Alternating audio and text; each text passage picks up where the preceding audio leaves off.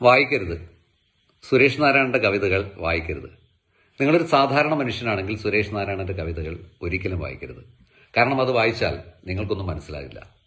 ആ കവിതകൾ അമാനുഷികമായി പ്രണയിക്കുന്നവർക്കോ അതിദാരുണമായി പ്രണയ നൈരാശ്യം അനുഭവിക്കുന്നവർക്കും മാത്രം മനസ്സിലാകുന്ന ഭാഷയിലാണ് എഴുതപ്പെട്ടിരിക്കുന്നത്.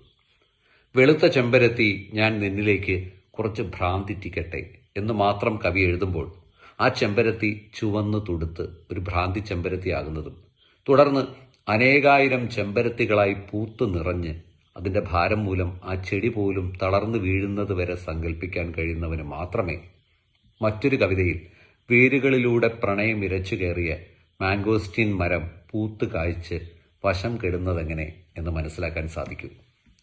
1000 ചിറകുകളുടെ പുസ്തകം എന്ന കവിതാ സമാഹാരത്തിലൂടെ കവി സ്ത്രീയെന്നോ പുരുഷനെന്നോ സ്ത്രീയും പുരുഷനും ചേർന്ന ഒരു ജോഡിയെന്നോ സമൂഹമെന്നോ വ്യത്യാസമില്ലാതെ പ്രണയത്തെ ഉത്സവമാക്കുന്നു. ഒരേ സമയം പ്രണയത്തെ ചിറകുകൾ വിടർത്തി പറക്കാൻ വിടുകയും ഗാഠമായി ആലിംഗനം ചെയ്യുകയും പുതച്ചുറങ്ങുകയും ചെയ്യുന്നുണ്ട്. പ്രണയം മാത്രമല്ല, ചിറകൂതുന്നവൾ, ചെമ്പരത്തി പൂവേ ചൊല്ല്, പരസ്യ വിചാരണയ്ക്കുള്ള ക്ഷണം തുടങ്ങിയ കവിതകളിൽ ശക്തമായ വിപ്ലവവും. അതികാലത്ത് ഒരു ചിത്രശലഭം നിക്ക് കുറച്ച് തേൻ കടം തരൂ എന്ന് നിങ്ങളുടെ പൂമുഖത്ത് ചിറകടിക്കുമ്പോൾ നിങ്ങൾ കവിത എഴുതിയാലെന്ത് എഴുതിയില്ലെങ്കിലെന്ത് എന്ന വരികളിലൂടെ കവിയുടെ സാമൂഹിക പ്രതിബദ്ധതയും വെളിവാകുന്നുണ്ട്. എത്ര പറഞ്ഞാലും മതിയാകുന്നില്ല, എത്ര പറഞ്ഞാലും വായിച്ചറിയുന്നത് പോലെ ആവുകയുമില്ല. പ്രണയത്തിന്റെ മാത്രം ഭാഷയിൽ എഴുതപ്പെട്ട ഈ കവിതാ സമാഹാരത്തിന്റെ പേര് 1000 ചിറകുകളുടെ പുസ്തകം.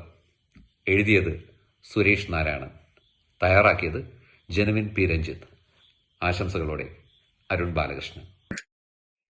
ഗിറ്റാറും കാമുകിയും. 2 പതിറ്റാണ്ടുകളോളം പൊടിമണികളുടെ ഇരുമ്പഴിക്കുള്ളിൽ ചിലവഴിച്ച ഒരു ഗിറ്റാറുണ്ടായിരുന്നു. അത് കമ്പികൾ അതിനെയും മറന്നുപോയിരുന്നു. ഒരു നാൾ തികച്ചും അപ്രതീക്ഷിതമായി കാമുകി സന്ദർശനമുണ്ടായി. മടിച്ച് അവളൊന്ന് തൊട്ടതും ഗിറ്റാറിന് തീപിടിച്ചു. അത് സ്വയം പാടുവാൻ തുടങ്ങി. ചിറകു തുന്നുന്നവൾ. ഭീമാകാരനായ ഒരു പക്ഷി അത് നിന്നെ സാബൂതം നോക്കുന്നു. നീ അത് ശ്രദ്ധിക്കാതെ തുന്നൽ യന്ത്രം നിരന്തരമായി പ്രവർത്തിപ്പിച്ചുകൊണ്ടിരിക്കുന്നു. പെട്ടെന്നെന്തോ ഓർത്ത പോലെ നിന്റെ കാലടികൾ നിശബ്ദമാകും. കണ്ണുകൾ കൂർപ്പിച്ചു നീ ആ പറവയോട് ചോദിക്കുന്നു, മഴവിൽ തുമ്മൽ പിടിപ്പിക്കട്ടെ?